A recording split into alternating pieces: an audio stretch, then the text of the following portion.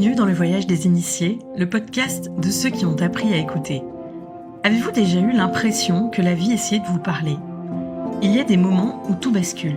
Une fissure s'ouvre et alors le monde change de visage. Je m'appelle Audrey Merula, coach certifiée en neurosciences appliquées, passeuse de seuil. Depuis des années, j'accompagne ceux qui sentent qu'un cycle se termine et qu'un autre cherche à naître. Et je marche moi-même ce chemin. Dans cet espace, je donne la parole à ceux qui ont traversé. Des voix souvent nourries par l'ailleurs, d'autres cultures, d'autres façons de percevoir le monde, d'autres vérités sur ce que peut être la réalité. Des voyageurs de l'intérieur qui vivent maintenant dans une autre dimension de la vie. Une spiritualité personnelle et authentique parce que la vie nous parle tout le temps. Le voyage commence maintenant. Mon invité d'aujourd'hui a fait quelque chose que beaucoup rêvent en silence. Il a quitté un poste à responsabilité dans un ministère pour aller chercher quelque chose de plus essentiel dans les endroits où la vie ne laisse pas de place au superflu.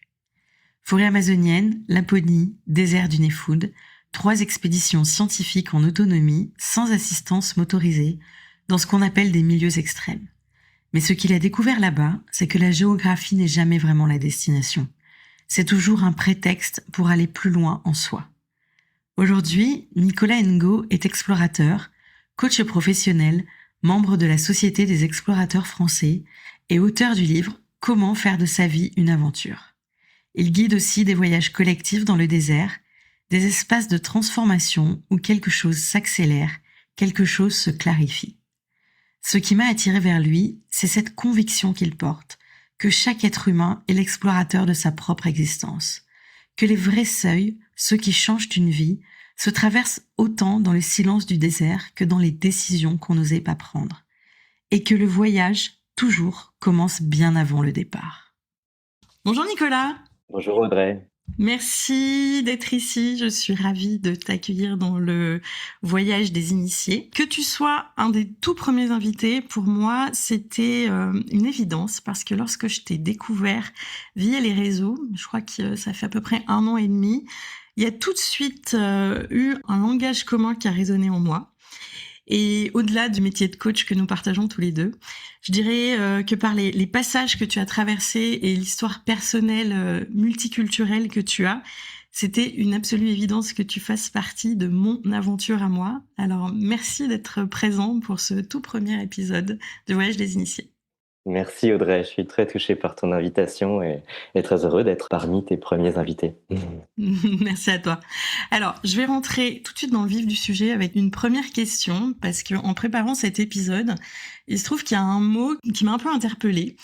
Tu as parlé de fulgurance quand tu étais, je crois, de mémoire à une conférence et tu as entendu parler de l'expérience que tu vas nous raconter.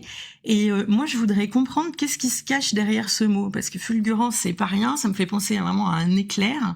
Et il s'est passé quoi en toi ? C'est de l'ordre de l'irrationnel, du kinesthésique ? J'aimerais comprendre. Ok.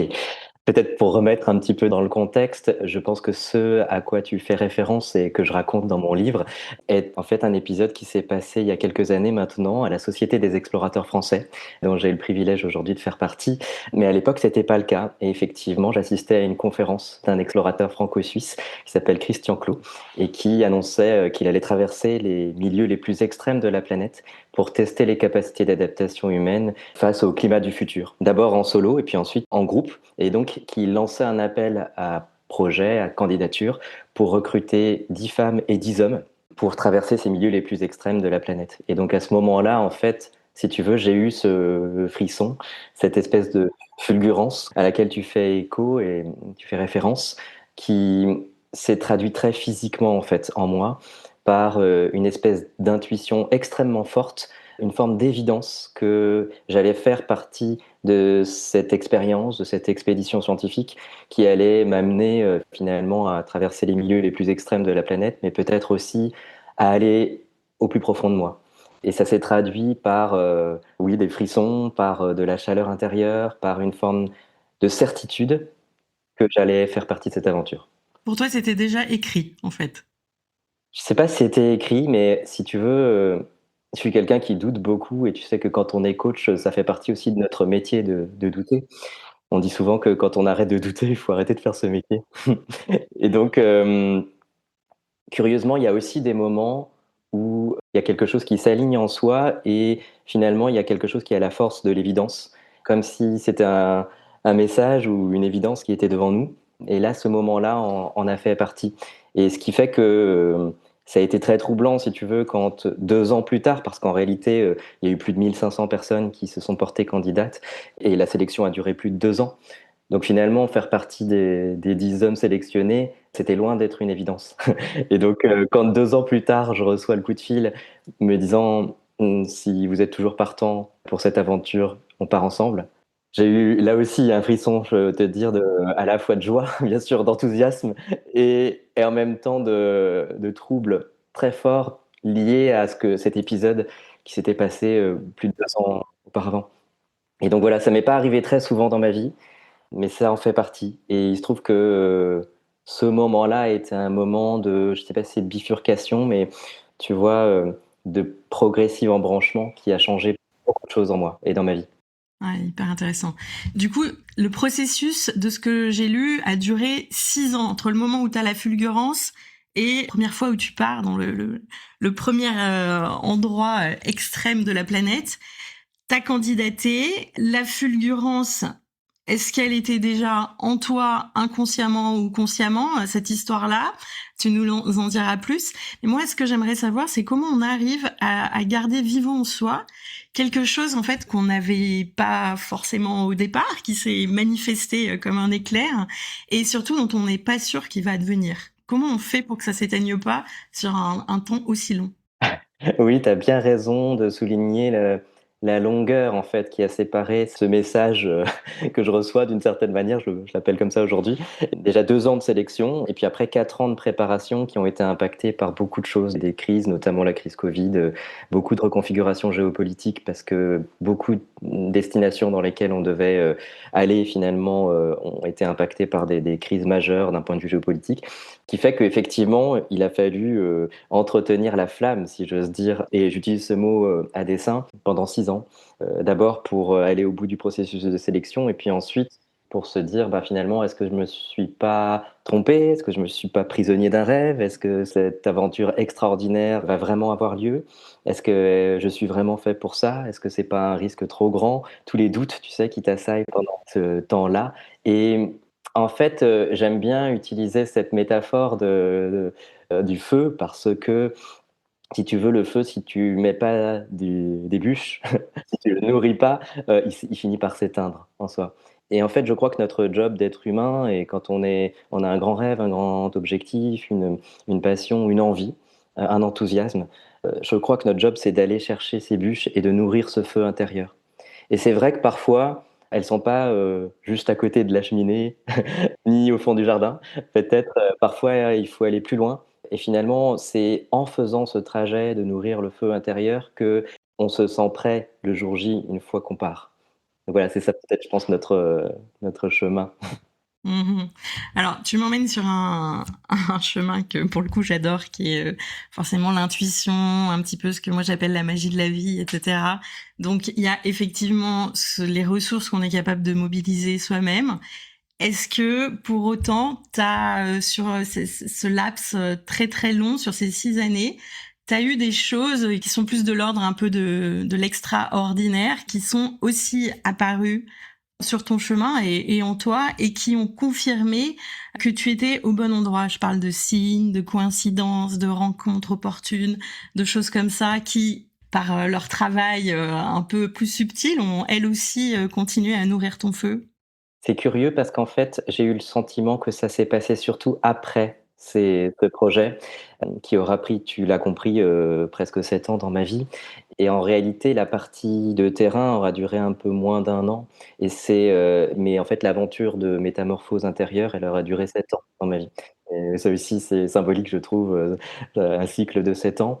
Ce qui fait que les rencontres opportunes, les processus d'alignement intérieur et extérieur se sont produits, j'ai l'impression, surtout à l'issue de ce projet. Et il y a eu beaucoup de magie effectivement dans ma vie, avec des guillemets, qui se sont déroulées, peut-être aussi parce que j'avais fait ma part et que j'étais allé, au plus profond, de moi et que du coup, j'ai l'impression que quand on s'aligne vraiment en fait, avec ses rêves, avec ce qui fait sens en soi, quand on nourrit le feu intérieur, en fait, ça fait clignoter d'une certaine manière, les bonnes personnes, les bonnes opportunités, les bonnes rencontres. Voilà, ce qu'on pourrait considérer comme les hasards de la vie et si on se décale un tout petit peu, on pourrait aussi le regarder comme une forme de magie ou une forme de grâce qui nous est donnée et moi, je le vis aussi aujourd'hui un peu comme ça, c'est-à-dire que, bien sûr, on peut voir ça comme des coïncidences.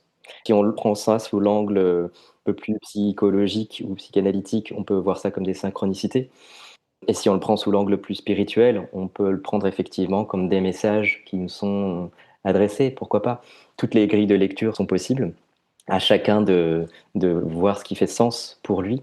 Ce qui est marrant, c'est que moi, j'étais quelqu'un d'extrêmement cartésien. Je suis d'ailleurs quelqu'un d'extrêmement cartésien. J'ai fait des études de mathématiques, tu vois? Donc je suis extrêmement rationnel et en même temps, cette ouverture et ces expériences, notamment dans la forêt, dans le désert, dans le grand froid, m'ont ouvert à quelque chose de plus grand.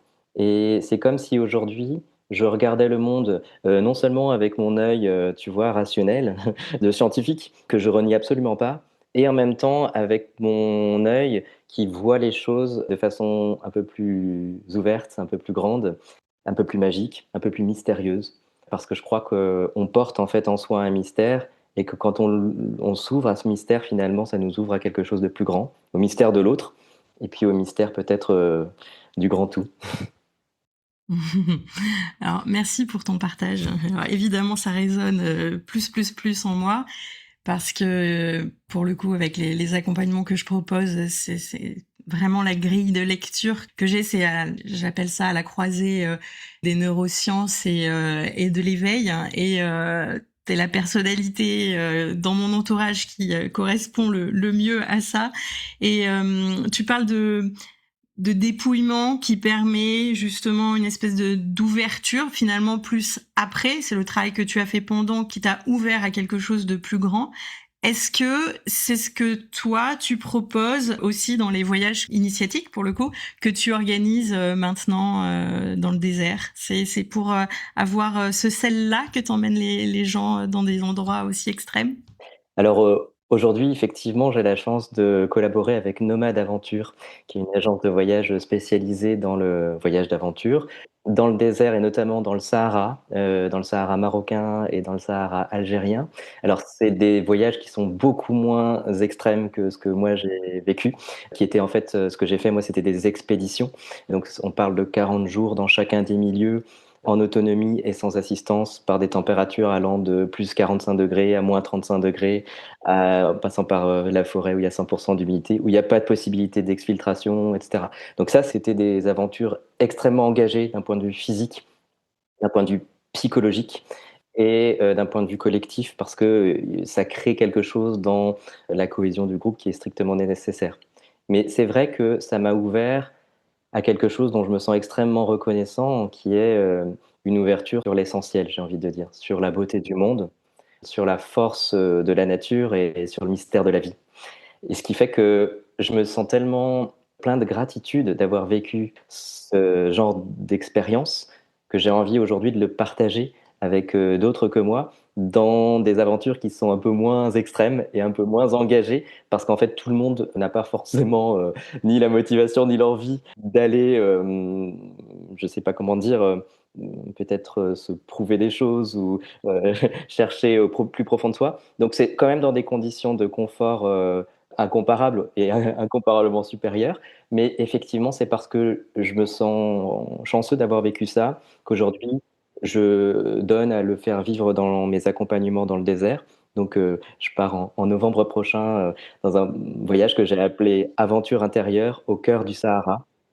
Parce que, en fait, c'est un voyage que j'ai conçu comme un voyage vers l'essentiel et donc c'est un voyage qui combine à la fois la marche et l'introspection pour, renvoyer en miroir, si tu veux, la dimension d'exploration géographique avec l'aventure intérieure et donc c'est un voyage vers l'essentiel que j'accompagne à la fois en tant qu'avec ma casquette d'explorateur, mais aussi avec une casquette d'accompagnant et de coach et notamment de coach existentiel.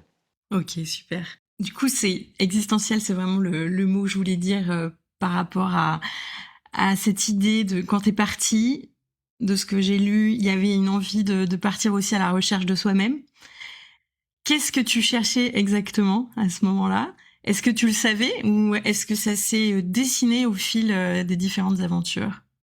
Je pense qu'au moment où je suis parti, je cherchais à intensifier ma vie, à la rendre, pleine de sens et en combinant en fait, quelque chose, qui m'a toujours fait rêver, c'est-à-dire, le voyage, l'aventure, l'exploration de nouveaux horizons, avec une dimension, scientifique puisque c'était des expéditions scientifiques et je suis parti, si tu veux, avec cette idée que finalement, on peut être les artistes de notre propre existence et ça suppose de donner du sens à son existence, à son parcours et ça suppose parfois de prendre des décisions courageuses comme quitter son travail pour aller faire quelque chose qui est hautement risqué et engagé. Mais en même temps, c'est ça qui me rendait profondément vivant. C'est ça qui, si tu veux, quand j'étais à l'écoute de mon feu intérieur, faisait, ce les flammes se mettaient à à rayonner, de façon extrêmement forte. Mais, ce que j'ai, compris en fait a posteriori pendant ces expéditions, c'est aussi, c'est révélé au fil de ces voyages et après, parce que j'ai fait un grand travail, à la fois sur moi et puis parce que j'ai changé de vie en fait. Je suis devenu coach. Maintenant j'accompagne des gens, j'accompagne des leaders, j'accompagne leurs équipes, notamment grâce à ce que j'ai vécu, perçu, compris sur le terrain, mais aussi grâce à tout ce que j'ai, ce à quoi je me suis formé ensuite, d'un point de vue à la fois théorique et psychique et émotionnel. Mais je pense que c'est à la fois l'intensité de ma vie, enfin le fait d'intensifier ma vie qui m'a appelé et a posteriori, dans cette expérience, le fait que ça a donné du sens à mon parcours d'une façon complètement inattendue. Et donc je me suis laissé surprendre d'une certaine manière par cette expédition et aujourd'hui et c'est pour ça que j'ai écrit ce livre qui s'appelle «Comment faire de sa vie une aventure», non pas parce qu'il faudrait inviter tout le monde à vivre des expéditions extrêmes, mais parce qu'en réalité, en fait, on peut chacun, toutes et tous, autant qu'on est, vivre sa vie comme une aventure et ça peut être, des choses, entre guillemets «plus simples» comme, ben, se reconvertir, ça peut être élever un enfant, ça peut être s'investir dans une association, plein de choses qui ont du sens et qui peuvent, donner du sel finalement à notre parcours, sur terre. Et ce feu intérieur dont tu parlais, est-ce que il était déjà là, consciemment ou inconsciemment déjà depuis tout petit? Je sais que tu lisais beaucoup de lectures de grands voyageurs, donc Frison Roche, Jack London et puis après Nicolas Bouvier, forcément. Oui. C'est quelque chose qui était en toi depuis le départ, tu dirais, et que tu n'écoutais pas, ou ça s'est construit au fur et à mesure dans l'évolution de l'homme que t'es devenu? Alors je dirais que d'abord je l'ai eu un petit peu dans le biberon parce que je suis, d'origine franco-vietnamienne. Du coup, j'ai une moitié de mes chromosomes qui viennent d'Extrême-Orient et puis une autre moitié, voilà, ma maman est française. Hem et par ailleurs, je suis né au Maroc un peu par hasard parce que, mes parents travaillaient au Maroc à cette époque-là et j'y ai vécu de 0 à 5 ans. Ça façonne. Ouais et c'est d'ailleurs tu vois, mes nounous étaient marocaines et cetera, ce qui fait que, le dialogue des cultures et tout ce que ça permet d'enrichir, je l'ai eu vraiment dans le biberon et je crois que j'ai eu depuis tout petit, en fait, le goût du voyage et l'appel de l'horizon parce que j'avais envie de savoir, mais quelle lumière, quel parfum, quelle musique résonne de l'autre côté de l'horizon? Parce que je savais qu'il y avait autre chose qui existait que, ce que je pouvais voir et puis effectivement après, bah, j'ai voyagé, probablement par, la lecture, par, les grands auteurs, par, Alexandra David Néel, tu parlais de et puis des grands récits de voyage, et d'exploration qui m'ont fait rêver, Jules Verne aussi, Jean-Louis Etienne, voilà, puis d'autres, grands écrivains voyageurs qui ont nourri mon imaginaire et qui, d'une certaine manière, ont, je crois, préparé ce terreau, tu vois? Qui ont rendu possible, l'éclosion de voilà, de la plante qui a ensuite, émergé, en fait, de ce terreau que j'avais fertilisé. Mais je crois que c'est ça, là aussi, notre travail. Tu vois? C'est rare que ça nous tombe dessus de façon un peu magique. J'ai l'impression qu'il y a quelque chose d'un terrain à cultiver en soi pour qu'émerge d'une certaine manière, cette magie de la vie et d'être prêt à reconnaître finalement quand elle se présente. Donc je reviens à la première question. Du coup, la fulgurance, c'est un peu, pour imaginer ça, c'est un peu la plante qui sort de la terre finalement. Le terreau, il était là depuis assez longtemps. Je crois, oui. Je crois que ça se prépare. Je crois que oui, c'est ça, les lectures, les rencontres, l'introspection permettent de préparer tout ça et de s'apprêter à reconnaître quand, l'opportunité, enfin le kairos, tu vois? Le moment opportun se présente et parfois il se présente de façon, tout à fait impromptue sans qu'on s'y pré enfin finalement le parallèle que je fais de temps en temps et qui me semble le plus pratique et le plus facile à appréhender, c'est que parfois, tu sais, on tombe amoureux la première fois qu'on tombe amoureux, on ne sait pas ce que ça veut dire et pourtant on le sait. Il y a une force de l'évidence, il y a une fulgurance, on est secoué de frissons, on a chaud, on a froid, on est enthousiaste, bref, et donc on découvre cet état et en même temps on a cette certitude et donc je pense qu'il y a quelque chose, voilà, qui se prépare dans, dans cette éclosion. Mmh. Oui, finalement, c'est inscrit en soi, dans son propre code, autant dans le code individuel que dans le code, collectif. Ça c'est logique, quoi. OK.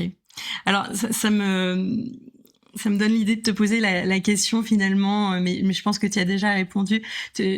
Il y aurait pu avoir une version de toi qui ne serait pas partie, mais finalement peut-être pas, puisqu'il y a quand même une notion de, en filigrane en tout cas, c'était écrit. Si t'étais pas parti, imaginons que tu n'es pas sélectionné. Est-ce que ça aurait pu se représenter d'une autre manière à toi? Ça avait réveillé quelque chose, j'imagine.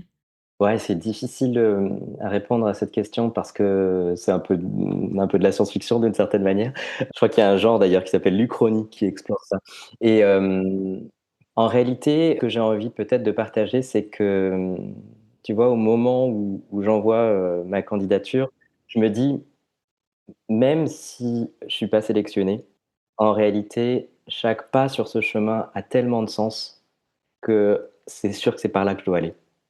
Et du coup, il y a un truc de la boussole de la joie et la boussole du sens. J'en parle dans mon livre. Il me semble que c'est ça qui nous aiguille, qui nous aimante vers ce qui nous appelle, ce pourquoi on est fait, ce qui nous remplit de joie. Et je crois que souvent, on ne l'écoute pas suffisamment. Et je pense que se mettre à l'écoute de cette boussole intérieure, finalement, ça nous met dans la direction non seulement de nos rêves, mais de ce qu'on doit accomplir. Certains appellent ça notre mission de vie, pourquoi pas. Mais en tout cas, je pense que c'est intéressant et astucieux d'être à l'écoute de cette petite voix intérieure. Est-ce que j'ai répondu à ta question cependant? Si du coup ça s'était pas passé, bah, probablement que chacun de ces pas m'aurait conduit à une version de moi, si j'ose dire, qui aurait été fière aussi d'avoir vécu, chacun de ces pas, parce que chacun de ces pas avait du sens. Et voilà, en fait, du coup, plus que répondre à la question: «Si ça s'était passé, est-ce que j'aurais quand même fait quelque chose de cet ordre-là?» Sans doute que j'aurais fait tout autre chose, mais en même temps, chacun de ces pas que, j'aurais fait au préalable, finalement m'aurait conduit vers quelque chose aussi qui avait du sens. Donc d'une certaine manière, ça donne beaucoup confiance en le chemin et tu vois, je trouve qu'on raisonne beaucoup, par objectif, y compris d'ailleurs en coaching, mais en réalité, on le sait très bien, c'est la façon dont on se met en mouvement, sur le chemin qui est essentielle en réalité. Plus que si on atteint l'objectif ou pas. En réalité, c'est la personne qu'on devient quand on se met en mouvement qui compte, plus que est-ce qu'on coche la case à la fin. Finalement, c'est plus la traversée que l'arrivée qui est importante au final. Ce que tu disais sur la joie, ça me fait penser à la théorie d'un scientifique que j'adore et qui, pour le coup, nourrit beaucoup mes transmissions. C'est Philippe Guillemant, que je pense que tu connais, qui est un pont au niveau du sujet des synchronicités et des différentes lignes de temps. Et lui, justement, il dit la même chose que toi, alors avec ses mots forcément, mais je vais essayer de vulgariser la théorie. L'idée, c'est que la combinaison de la joie et de la connaissance font que tout d'un coup, j'en reviens aux synchronicités, les signes, les synchronicités, les validations de quelque chose de plus grand arrivent sur le chemin pour nous inciter à continuer dans cette voie-là. Ça me fait légèrement penser à ça, à ce que tu viens de dire. Merci, de ce parallèle et je pense qu'il y a aussi quelque chose, tu vois, en rebond que je pourrais partager, c'est que je pense que le chemin, ça consiste aussi beaucoup à se libérer d'une forme de validation extérieure, du regard des autres et ce qu'on imagine que les autres attendent de nous. Et je trouve que ça, c'est un travail d'une vie. C'est sans doute, une prison qu'on partage tous parce que, bah, en fait, on a été aussi, éduqués, élevés d'une certaine manière où on a l'impression qu'on sera aimé si on fait ça, ça, ça, ça et ça. Et parfois, ça nous éloigne aussi de, ce qui est vraiment nous, en fait, du chemin vers soi. Et donc, se libérer de cette dimension-là, je crois que ça nous permet de reconnaître finalement qui nous met en joie et du coup, qui nous permet d'aller vers la vie qui est, la sienne, c'est-à-dire, l'art de devenir soi-même au fond. Mmh. De nombreux carcans, en effet, qui nous empêchent et qui nous assaillent et qui souvent nous laissent un peu dans l'immobilisme. Et justement, à ce sujet, j'ai lu que avant de partir, tu avais rédigé ton testament. Alors, on peut le comprendre au vu des expéditions que tu as faites, mais moi, ce qui m'intéresse, c'est déjà la conscience de la probabilité de la mort, sujet plutôt tabou chez nous, à plus forte raison à nos âges. Et surtout, je veux en revenir aux neurosciences. Donc, les neurosciences nous ont appris que la partie la plus ancienne de notre cerveau, en l'occurrence le cerveau reptilien, envoyait des messages de danger, danger, inconnu égale danger, danger égale mort. Donc il y a un espèce de système automatique inconscient qui se met en branle et qui souvent nous empêche de passer la première. Toi, tu as quand même conscience de ça, forcément, t'es scientifique. Et au final, il y a pas d'empêchement, il y a pas de problème majeur à faire ce premier pas en ayant une très grande conscience qu'il y a une probabilité de mort derrière. Qu'est-ce qui te permet de dépasser cette peur-là qui est au-delà des peurs inconscientes de mort? C'est une peur très réelle de peut-être demain c'est la fin. Ouais, d'abord, je pense que, tu sais, on se lance pas dans ces genres d'aventures, parce qu'on est une tête brûlée ou parce que, on est inconscient du danger donc et c'est pas parce qu'on prévoit les choses qu'elles arrivent donc il y a déjà ce 1 réponse que je peux donner. La deuxième chose, c'est que, c'est important quand même de prévoir, d'être responsable et puis d'éventuellement, protéger ceux qu'on aime, si jamais il nous arrive quelque chose. Et puis la troisième chose, qui est peut-être, la plus intime et en même temps la plus universelle, c'est que je crois que la conscience de notre finitude, c'est ça qui nous invite finalement à vivre sa vie de façon la plus intense, la plus dense, la plus substantielle. Et tout à l'heure, je parlais, tu vois, de faire de son existence une œuvre d'art. C'est quelque part aussi parce qu'on est conscient que chaque moment qu'on vit est le dernier sous cette configuration-là. Et donc cette conscience aiguë de notre finitude, du laps de temps qui nous est donné de vivre, c'est pas une obsession morbide, tu vois, chez moi. C'est plutôt, un rappel qu'on a 30 000 jours à vivre sur cette terre en moyenne et que chacun des instants qu'on passe comme ça ne se reproduira plus dans cette configuration et que donc on a une grande responsabilité de lui donner beaucoup de sens et de voilà de s'entourer des personnes qu'on aime, de faire que chaque instant ait du sens et que voilà pour pas avoir de regrets au bout du chemin. Tu vois, c'est une lecture que j'ai découvert d'ailleurs au retour de mes expéditions. Irvine Yalom en particulier en parle beaucoup en partageant le fait que bah, finalement cette conscience de notre finitude décuple d'une certaine manière notre puissance vitale et notre énergie de vie et notre pulsion de vie. Donc c'est tout l'inverse d'une pulsion de mort, en réalité c'est une pulsion de vie. et je oui, Ouais, excuse-moi. L'extrême, en fait, c'est l'extrême conscience de notre propre mort nous permet justement d'actionner, en fait. ouais, de passer à l'action, tout à fait. Exactement. Alors, ça fait vraiment écho pour le coup à mon propre chemin parce que moi, je suis très inspirée par tout ce qui est sagesse orientale et c'est un sujet qui est fondamental, fondateur et central. Et à partir du moment où justement on a compris cette vérité-là, mais au-delà même de la compréhension intellectuelle, qu'on l'a diffusée en nous et que c'est vraiment ce qui nous permet c'est la lecture qui nous permet d'avancer. Après, effectivement, je trouve, et c'est un long chemin hein, pour le coup, je trouve que les barrières de la procrastination, des différentes peurs qui arrivent, elles tombent beaucoup plus facilement en Mmh. fait. C'est vrai, c'est vrai. Donc ouais, ça me rappelle pas mal d'autres lectures effectivement, et je trouve que c'est une clé pour tous ceux qui restent dans l'immobilisme et qui n'arrivent pas forcément à dépasser cela alors qu'ils sentent eux aussi le feu intérieur et l'élan. C'est vrai que cette dimension alors moi, j'utiliserais le mot d'infusion plutôt que de diffusion parce que c'est comme si, parfois on en a une compréhension intellectuelle et qu'il faut s'en imprégner, un peu comme, un sachet de d'infusion, tu vois? Qui infuse dans ton mug. Oui, il faut faut s'en imprégner et se laisser infuser lentement par ça dans notre dimension plus corporelle, plus émotionnelle et ça peut prendre effectivement un peu plus de temps et tu le sais parce que tu accompagnes aussi, des gens donc voilà ce changement qui n'est pas que mental mais aussi, psycho-émotionnel et corporel et bien finalement c'est aussi quelque chose qui nécessite d'être accompagné avec beaucoup de douceur, de compréhension et c'est aussi parce qu'on a fait une partie de ce chemin et qu'on est en chemin que finalement on a une forme de légitimité à tendre la main vers, des personnes qui sont eux aussi en chemin. Merci. Je reviens sur tes expéditions, la façon dont tu les as vécues. Qu'est-ce que tu as appris sur toi que tu ne soupçonnais, pas du tout avant de partir? Voilà, beaucoup de choses. Bah, d'abord que j'ai été capable de faire des choses, difficiles, des choses extrêmes en fait même. Que, j'ai été connecté à, non seulement à moi, mais aussi, à mes coéquipiers et puis, à cette force immense que la nature représente et je te garantis qu'on en a une conscience aiguë quand on est, sur le terrain, on se sent tout petit et quand tu es au milieu de la forêt, c'est il y a quelque chose qui t'enserre, tu vois? Qui t'entoure, qui est extraordinairement puissant et ça nous renvoie à notre fragilité, à notre vulnérabilité d'être humain.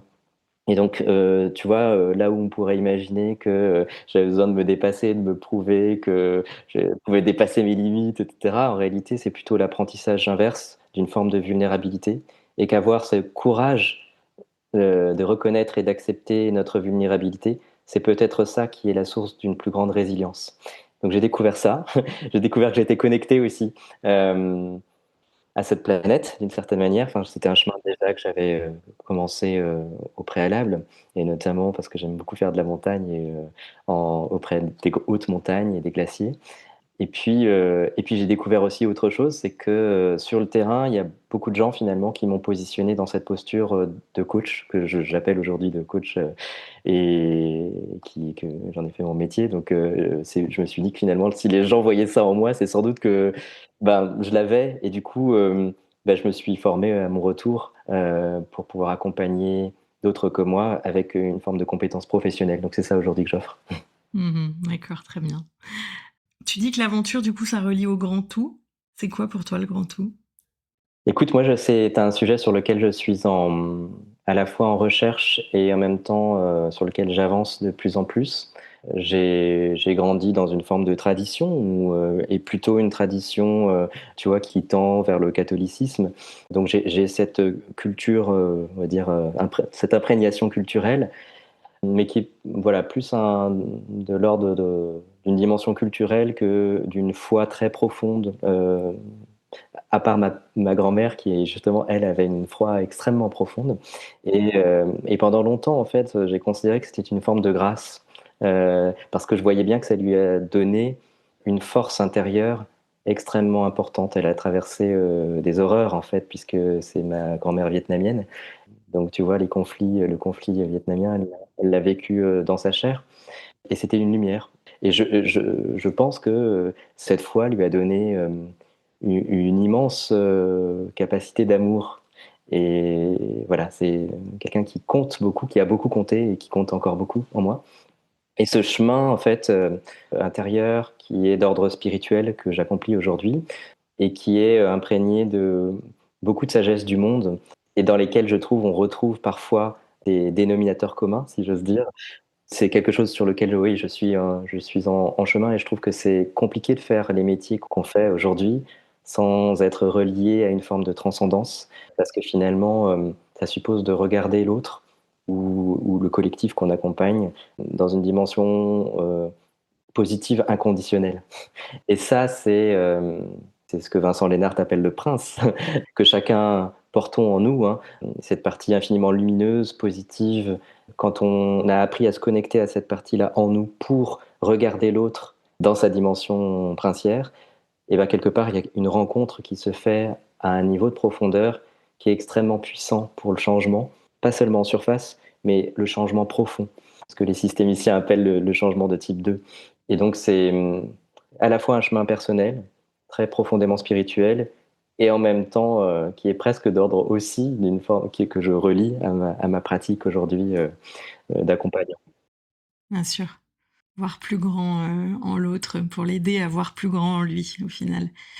Est-ce que tu dirais que la foi, moi, c'est un sujet qui est aussi central, et je parle vraiment de foi, j'aime pas dire laïque, mais la foi, le mot en lui-même étymologiquement, c'est pas la foi religieuse, c'est quelque chose de beaucoup plus grand. Est-ce que tu dirais que ça se construit à travers des expériences douloureuses, de souffrance, ou en tout cas ça se construit, ça se nourrit et ça s'amplifie à travers ce type d'expérience, et aussi des expériences extrêmes comme toi tu as vécu. En tout cas, est-ce que on l'amplifie, on la convoque plus facilement dans ce type d'expérience? Alors c'est possible, il y a probablement une dimension consolatrice de la foi.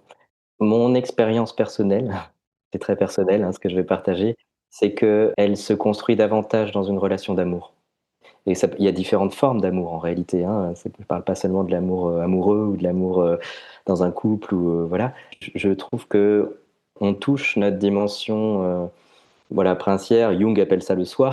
Tu vois, les sagesses, tu connais bien, la sagesse de l'Inde aussi, enfin voilà, tout le monde a mis un nom, sur cette dimension extrêmement lumineuse qu'on porte chacun en soi, autant qu'on soit. Et je pense que quand on porte une merveille qui est un nouveau-né entre ses bras, on voit bien en fait qu'il y a quelque chose d'incroyablement lumineux dans ce nouvel être, de fragile et de sacré dans la vie.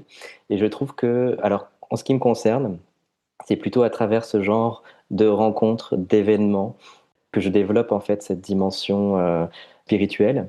Tu vois, j'ai eu la chance de rencontrer Mathieu Ricard il y a quelques mois. C'est quelque chose. C'est quelqu'un qui dégage une lumière intérieure qui est, même si tu passes quelques secondes ou minutes avec lui, il y a quelque chose qui est très très profondément bouleversant. Force est de constater que ça fait écho à quelque chose qu'on a en partage dans notre humanité commune et qu'il nous appartient de développer en fonction de bah, parfois de ses croyances, de ses origines, chacun à sa manière, hein, évidemment avec beaucoup de respect, mais je crois que c'est une dimension fondamentale de l'être humain, cette dimension noétique, cette dimension spirituelle qu'on porte en nous, qu'elle se fasse dans un cadre confessionnel ou pas. Je crois que c'est presque de notre responsabilité aussi de reconnaître cette dimension mystérieuse parce que tu vois, on ne sait pas d'où on vient quand on est, on ne sait pas où on va quand on s'en va. Et entre les deux, voilà, il y a cette dimension un peu sacrée aussi qui est la vie. Donc, ouais, à nous de l'honorer. Waouh, merci. Très belle philosophie, effectivement. C'est, j'imagine, ce que tu inculques, en tout cas que tu essayes de transmettre de la plus belle des façons aux gens que tu accompagnes en collectif quand tu les emmènes dans le désert. J'imagine que ça, c'est un fil conducteur. Oui, effectivement, tu vois, le type d'accompagnement que je fais dans le désert, c'est plus des accompagnements d'ordre existentiel. Je m'autorise à aller effectivement un peu plus loin dans ce que je souhaite partager que dans un cadre plus professionnel et plus normé, évidemment. Cela dit, je pense qu'on accompagne toujours avec la personne qu'on est. Et du coup, ce développement qu'on ne cesse de faire quand on est en chemin, il rayonne d'une certaine manière, qu'on le veuille ou non. Et donc, c'est aussi pour ça que c'est aussi une forme de responsabilité. Tu vois, il y a beaucoup de gens qui me disent, mais c'est égoïste de travailler à mon, je sais pas, à moi, à mon développement, etc. Et en fait, je leur dis, c'est tout le contraire en réalité, parce que regardez tous les grands névrosés qu'on a autour de nous, et on a pas mal d'exemples très haut placés. Voilà, c'est peut-être des gens qui auraient mieux fait de réfléchir un petit peu plus à qui ils sont et avant de projeter leur névrose sur le monde. Et ouais, et voilà, donc je pense que c'est tout sauf égoïste. En réalité, c'est presque l'inverse, c'est altruiste parce que finalement, quand on a fait ce travail intérieur, il me semble qu'on a envie de le partager et de le rayonner, pour contribuer à un monde qui est un peu plus aligné, un peu plus uni, un peu plus sain, un peu plus généreux. Voilà, et je crois que c'est on aspire tous à ça, il me semble. Hmm. Et pourquoi tu as choisi le désert? Tu penses que c'est vraiment l'environnement, le plus à même de nous aider dans ce sens-là ou pas? Parce que pour le coup, tu as fait l'Amazonie, tu as fait le froid glacial. Le désert, quelle est la raison exacte? Bon, alors d'abord parce que, tu vois, moi je suis né au Maroc, donc j'avais envie de faire ces premiers accompagnements là où tout a commencé pour moi et c'était très important symboliquement. Ensuite, il c'est vrai qu'il se passe quelque chose dans le désert qui est, assez mystérieux, hein. Je dis souvent, presque toutes les grandes religions, ont un épisode qui se passe dans le désert et c'est pas pour rien. C'est qu'en fait, ça nous renvoie à une immensité intérieure qu'on porte en nous et quand on marche dans le désert vers cet horizon, quand on voit la douceur des dunes, hem, ça fait vibrer, une part intérieure qui parfois était endormie ou qu'on n'alimentait pas suffisamment. Et le désert est propice à ça pour moi. Du coup, j'avais envie de le partager. Et ensuite, parce que ça nous connecte à quelque chose d'immense, parce qu'on voit loin. Et puis la dernière chose, c'est que c'est un environnement qui est un petit peu plus accessible et moins technique que la jungle amazonienne ou le grand froid, où on parle de, tu vois, moins 40 degrés, ou si du coup, quand tu respires, tu peux avoir des problèmes pulmonaires, tu perds un gant, tu peux perdre une main. Physiquement, c'est extrêmement engagé parce qu'il faut jamais s'arrêter. Si tu transpires, ça fait une couche de glace sur toi et donc enfin, il y a des vrais risques où tu peux pas emmener quelqu'un qui n'est pas un tout petit peu entraîné ou aguerri ou expérimenté dans ces milieux-là. Et or, mon ambition, c'est aussi d'emmener des gens qui, tu vois, n'ont pas forcément de connaissances techniques d'explorateurs de terrain. C'est aussi accessible à finalement qui souhaitent découvrir ces environnements sublimes et peut-être aussi se découvrir eux-mêmes à travers ce voyage. Oui, ouais, ouais. L'introspection est facilitée dans ce genre d'endroit, j'imagine. Absolument. Mmh. Ouais, ok.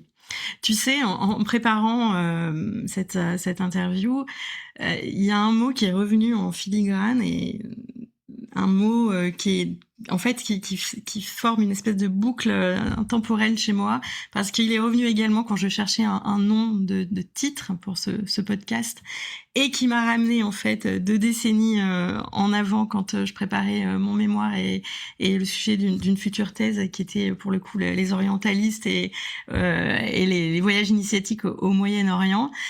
Et le mot en lui-même, donc c'est un mot arabe que je suis persuadée que tu connais, qui est le mot safar, qui n'est pas qu'un mot, c'est vraiment un concept dans la langue arabe. Alors étymologiquement, il vient du mot aube. Et l'aube, c'est vraiment le jour qui se lève, on enlève le voile, on dévoile et on fait apparaître les choses. Est-ce que on pourrait dire que ton voyage, finalement, ça a été un acte de révélation de toi-même à toi-même et aujourd'hui, ça nourrit un objectif collectif du même ordre.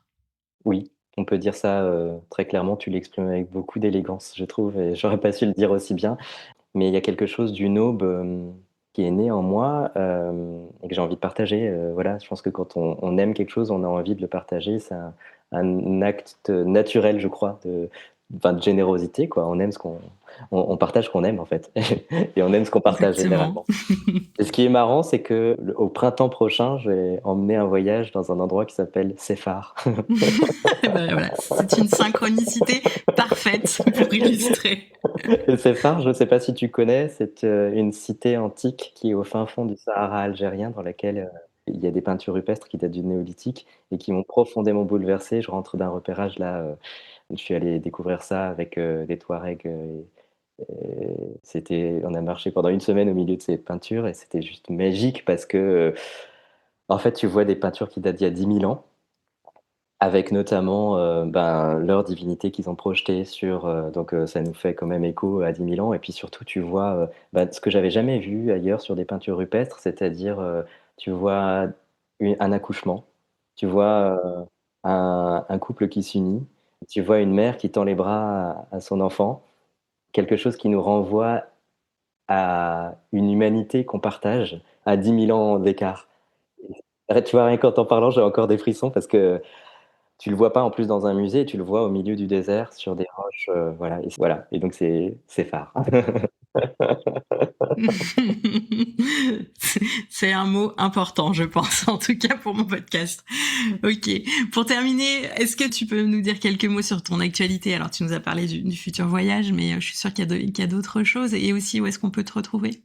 Oui, bien sûr. Alors donc, c'est 2 voyages, qui sont programmés avec Nomade Aventure. Donc le premier qui part au Maroc le 6 novembre prochain, qui s'appelle Aventure intérieure au cœur du Sahara. Donc c'est un voyage, initiatique pour faire écho au titre de ton podcast, pour découvrir, cette région absolument merveilleuse du Sahara. Et dans un deuxième endroit du Sahara, et cette fois-ci c'est au sud du Sahara algérien justement, un endroit au cœur de la cité antique de Séphar et de ces peintures rupestres dont je viens de parler. Donc ça, c'est les 2 voyages qui sont, en perspective. Il y a mon livre, Comment faire de sa vie une aventure, qui est publié aux éditions Tana et qui est aussi un chemin de métamorphose, et peut-être un manuel de métamorphose pour tous ceux qui cherchent à accomplir leurs rêves. Donc c'est le livre que j'aurais aimé lire il y a 10 ans, donc c'est pour ça que je l'ai écrit en rentrant d'expédition.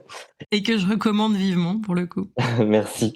Et puis, bon voilà, je donne aussi des conférences de temps en temps. Suis aussi, coach et accompagnant, donc on peut me retrouver notamment sur LinkedIn, sur mon Instagram et alors, j'ai pas encore de site, mais voilà, bientôt peut-être. Très bien. Nicolas, merci pour tout ce que tu nous as partagé. Ça a fait écho avec beaucoup de sujets en moi. J'espère que ce sera pareil pour toutes les personnes qui vont nous écouter.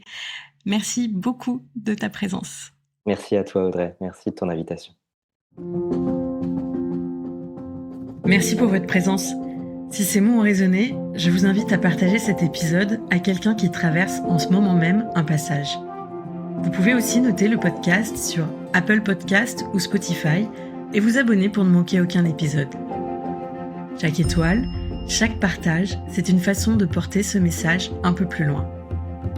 Et si vous voulez continuer à explorer, retrouvez-moi sur Instagram, audrey.unalhomme, pour découvrir les accompagnements, les voyages initiatiques du moment et tout ce qui prend vie en dehors du micro. À très bientôt.